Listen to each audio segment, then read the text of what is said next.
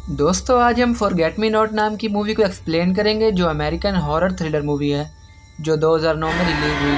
तो बगैर time waste किए चलते हैं वीडियो की तरफ।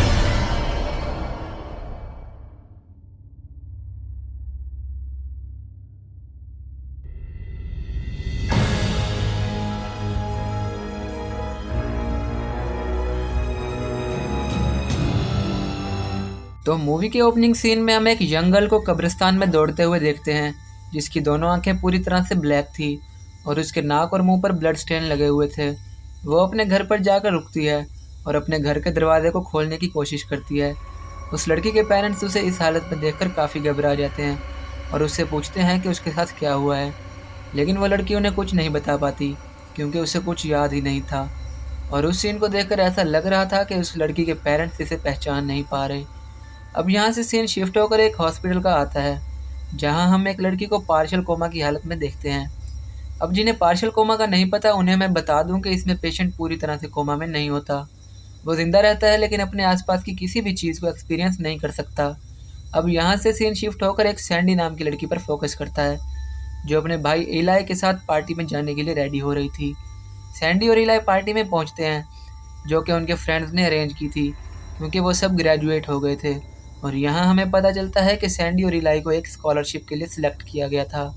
यहाँ पार्टी में सब ड्रिंक करने के बाद एक गेम खेलने का डिसाइड करते हैं जिसके लिए उन्हें एक कब्रिस्तान में जाना था। यहाँ कब्रिस्तान में वो लोग अपने ही एज की एक और लड़की से मिलते हैं जो उनकी गेम में शामिल हो जाती है। तो गेम स्टार्ट हो जाती है जो काफ़ी हद तक हाइड एंड सीक की तरह थी। सैंडी लास्ट तक आउट नहीं होती और वो उस न्यू गर्ल को पकड़ने दौड़ती है। वो न्यू गर्ल भागते भागते क्लिफ के पास पहुंच जाती है और यहाँ पहुंचकर सैंडी से पूछती है कि क्या मैं तुम्हें याद हूँ, जिस पर सैंडी जवाब देती है कि नहीं। इसके बाद वो लड़की कहती है कि अब तुम मुझे याद रखोगी और इसके बाद वो क्लिफ से कूद जाती है। थोड़ी देर बाद पुलिस यहाँ आ जाती है और खोजबीन करने लगती है लेकिन उन्हें यहाँ किसी लड़की की डेड बॉडी नहीं मिलती। उसी दौरान हमें एक फ्लैशबैक दिखाया जाता है जहाँ हम सैंडी और उस लड़की के बचपन का एक सीन देखते हैं और वो दोनों इसी कब्रिस्तान में सेम गेम खेल रहे थे। गेम ओवर होने के बाद हम उन दोनों को बात करते हुए देखते हैं जहाँ सैंडी उस लड़की से उसके बालों में लगे फ्लावर्स के बारे में पूछती है और वो लड़की बताती है कि उन फ्लावर्स को फॉरगेट मी नॉट फ्लावर कहा जाता है और उनको कब्रों के ऊपर रखा जाता है जो निशानी देता है कि हम उन्हें भूले नहीं हैं। वो लड़की सैंडी को बताती है कि उसने किसी अपने को खो दिया है और इसीलिए वो इन फूलों को अपने बालों में लगाती है और यहाँ वो और सैंडी फ्रेंड्स बन जाते हैं। अब मूवी दोबारा प्रेजेंट में शिफ्ट होती है और हम चैड और लाइला जो कि सैंडी के ही क्लासमेट थे उनको एक कार में साथ बैठा देखते हैं। यहाँ चैड लाइला को बताता है कि वो इससे ब्रेकअप करना चाहता है, जिस पर लाइला काफ़ी गुस्सा हो जाती है और वो चैड के दिए हुए नेकलेस से ग्लास रिंग निकालकर पास के ही तालाब में फेंक देती है। उन दोनों में कहासुनी होती है और चैड लाइला को अकेले छोड़कर चला जाता है। चैड के जाने के बाद वो उस तालाब में रिंग को ढूंढने लगती है और थोड़ी देर बाद वो रिंग इसे मिल जाती है, लेकिन वो नोटिस करती है कि तालाब के बीच एक और लड़की तैर रही है। लाइला इस तरफ जाती है लेकिन अब वो लड़की गायब हो गई थी। तालाब के किनारे पर आने के बाद इससे वो कब्रिस्तान वाली लड़की की लाश उस पानी में तैरती हुई दिखाई देती है। अचानक उस डेड बॉडी की आंखें खुलती हैं और वो लाइला को पानी के अंदर खींच लेती है। दूसरी तरफ चैड सैंडी के घर पहुंचता है जहां सैंडी चैड से लाइला के बारे में पूछती है क्योंकि आज वो सब एक साथ ट्रिप पर जाने वाले थे। चैड उसे रिएक्ट करता है कि जैसे वो लाइला को जानता तक नहीं है। वो लोग टीजे का वेट करने लगते हैं और यहाँ टीजे को इसकी वर्कशॉप में देखते हैं जहाँ इसे अपने पीछे एक परछाई भागते हुए दिखाई देती है। टीजे पहले तो इसे इग्नोर कर देता है लेकिन उसके साथ ये दोबारा होता है और उसको रैक के पीछे किसी का हाथ दिखाई देता है। ऐसे में वो स्टिक उठा लेता है क्योंकि उसे लगता है कि कोई ट्रोडल उसकी वर्कशॉप में घुस आया है। जैसे ही टीजे उसके हाथ के सामने से ऑब्जेक्ट वगैरह साइड पर करता है और उसे वही कब्रिस्तान वाली लड़की दिखाई देती है। वो ये देखकर एकदम घबरा जाता है और एक्सीडेंटली इसका हाथ पास के कटर में चला जाता है। टीजे अपने आप को फ्री करने की कोशिश करता है लेकिन वो लड़की इसे कटर की तरफ धकेल देती है और देखते ही देखते टीजे इस कटर के अंदर कट हो जाता है। दूसरी तरफ सैंडी अपने बॉयफ्रेंड जैक से टीजे के बारे में पूछती है लेकिन वो ऐसे रिएक्ट करता है जैसे किसी टीजे को जानता ही नहीं। सैंडी टीजे की गर्लफ्रेंड से भी टीजे के बारे में पूछती है और इसका भी रिएक्शन ऐसा ही था कि वो जानती ही नहीं कि टीजे कौन है। सैंडी को यह सब काफ़ी अजीब लग रहा था और वो टीजे को कॉल करने के लिए अपना फ़ोन निकालती है लेकिन टीजे का नंबर इसके फ़ोन से डिलीट हो चुका था। सैंडी को चीज़ें कुछ समझ नहीं आ रही थी और उसे लगता है कि वो लोग जानबूझकर ऐसा कर रहे हैं। वो लाइला और टीजे को नहीं जानते और इसके बाद बाकी के सभी लोग ट्रिप के लिए निकलते हैं। थोड़ी देर के बाद वो लोग एक स्टोर के आगे रुकते हैं, जहाँ जैक और इलाई को एक बदमाशी सूझती है, जहाँ लेक्स को वो लोग कैशियर का ध्यान भटकाने का काम देते हैं और उसी बीच वो लोग बियर वगैरह चुराने का प्लान बनाते हैं। दूसरी तरफ हम चैड को देखते हैं, जो अपनी कार से आ रहा था और अचानक उसके रेडियो से अजीब साउंड्स आने लगते हैं, जिसकी वजह से उसका रास्ते से ध्यान हट जाता है और तभी उसे रोड के दरमियान में एक अजीब चेहरे वाली औरत दिखाई देती है। चैड को लगता है कि वो लेडीज़ की कार से टकरा जाएगी, इसलिए वो कार को मोड़ता है और कार रोककर वो रोड पर उस लेडी को चेक करने जाता है, लेकिन यहाँ कोई नहीं था। तभी चैड को जैक की कॉल आ जाती है, जो इसे जल्दी आने के लिए कह रहा था। चैड जैक से बात कर रहा था और हम इस लेडी को इस कार में घुसते हुए देखते हैं। चैड अपनी कार में वापस आकर ड्राइव करता है, जहाँ वो आईने में उसी कब्रिस्तान वाली लड़की को देखता है, जो कि चैड को चोक करने लगती है और इसकी कार की टक्कर हो जाने की वजह से इसकी मौत हो जाती है। दूसरी तरफ सैंडी, इलाई, जैक, लेक्स और हैना स्टोर से आगे का सफ़र स्टार्ट करते हैं।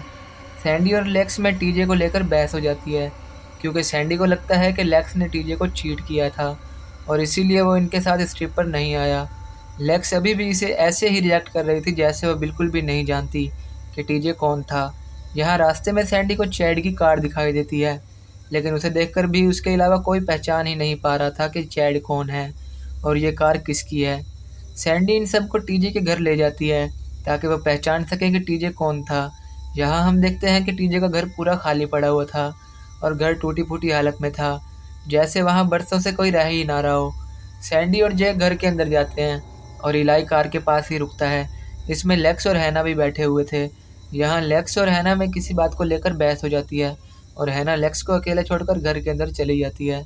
इलाई को घर के पास पूल में कुछ मूव होता हुआ दिखाई देता है, जिसे पकड़ने के लिए वो पूल की रेलिंग से उतना नीचे झुक जाता है और इसमें गिर जाता है, लेकिन हैना उसे आकर बचा लेती है।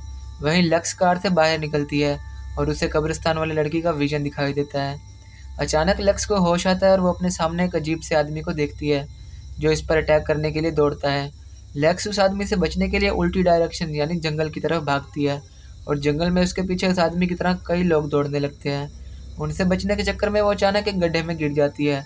यहाँ सैंडी और इसके दोस्त लेक्स की आवाज़ सुन लेते हैं और उसे बचाने के लिए वो लोग भी फॉरेस्ट की तरफ आते हैं।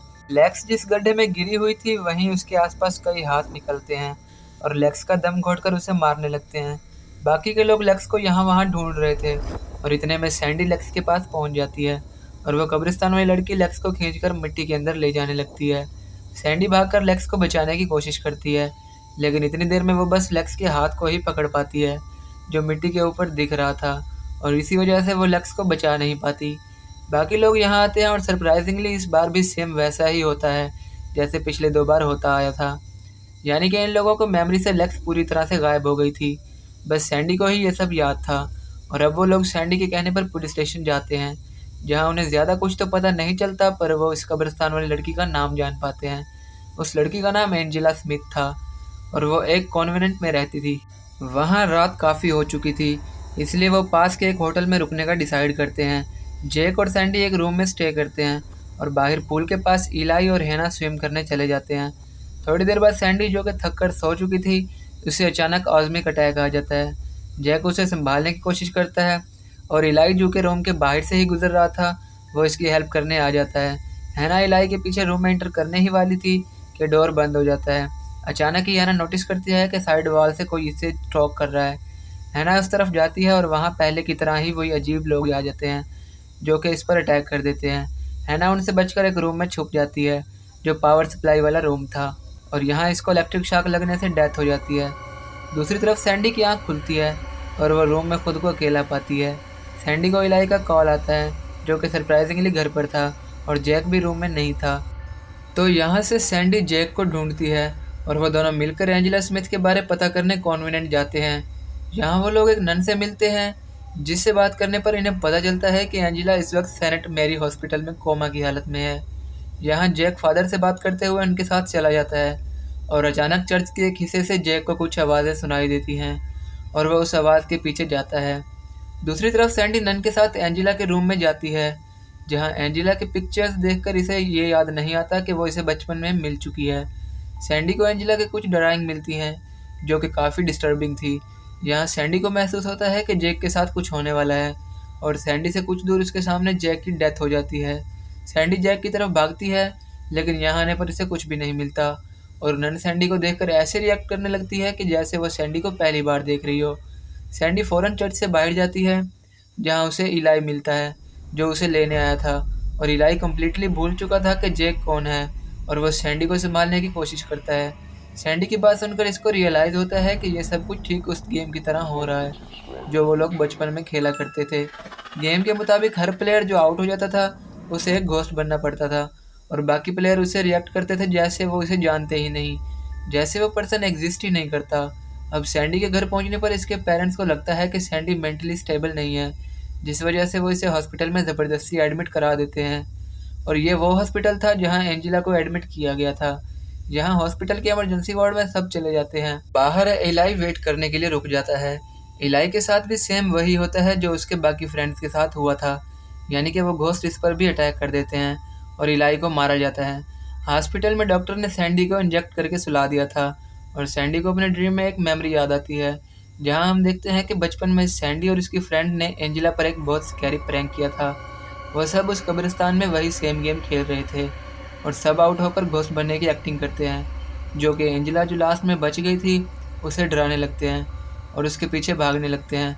इस सब से एंजिला इतना डर जाती है कि उसे अटैक आ जाता है और उसके बाद वो कोमा में चली जाती है। सैंडी और उसके फ्रेंड्स एंजिला की ये हालत देखकर डर जाते हैं और कब्रिस्तान में उसे वहीं छोड़कर भाग जाते हैं। अब सैंडी को समझ आ जाता है कि एंजिला ही वही लड़की है जो कि इस पार्टी के बाद इस कब्रिस्तान में अपीयर्ड हुई थी और वो इससे और इसके फ्रेंड से बदला ले रही है। सैंडी को याद आता है कि गेम के रूल्स के मुताबिक घोस्ट को ख़त्म करने के लिए उसे आउट करना होता है और इसीलिए इस सब को ख़त्म करने के लिए उसे एंजिला को जान से मारना होगा। सैंडी होश में आते ही वो फ़ौरन एंजिला के रूम में जाती है, जहाँ एंजिला जो कि कोमा में थी उसे लाइफ सपोर्ट पर रखा गया था और सैंडी उसका लाइफ सपोर्ट बंद करके रूम से बाहर आ जाती है और तभी उसे एंजिला के रूम से प्लस एक्समीटर की आवाज़ आती है, जिसमें एंजिला की पल्स अभी भी काउंट हो रही थी। सैंडी एंजिला के रूम में जाती है, जहाँ एंजिला बेड पर बैठी हुई थी। सैंडी एंजिला को देखकर डर जाती है और भागकर हॉस्पिटल की छत पर पहुंच जाती है। यहाँ उसे एंजिला के बचपन का रूप दिखाई देता है, जो कि सैंडी की तरफ फॉरगेट मी नॉट फ्लावर का एक गुलदस्ता लेकर आती है और उसे डराकर छत से धकेल देती है। मूवी के लास्ट सीन में हम एंजिला को कोमा से बाहर आते हुए देखते हैं और दूसरी तरफ सैंडी को लाइफ सपोर्ट पर देखते हैं, जो कि कोमा में जा चुकी थी और इसी के साथ मूवी ख़त्म हो जाती है। तो ये थी फॉरगेट मी नॉट मूवी की एक्सप्लेनेशन और मुझे उम्मीद है कि आपको वीडियो पसंद आई होगी। अगर वीडियो पसंद आए तो इसे लाइक और शेयर ज़रूर करें और जाने से पहले हमारे चैनल स्कैरी स्पीक्स को ज़रूर सब्सक्राइब करें, क्योंकि मैं अपने चैनल पर ऐसी वीडियो लाता रहता हूँ।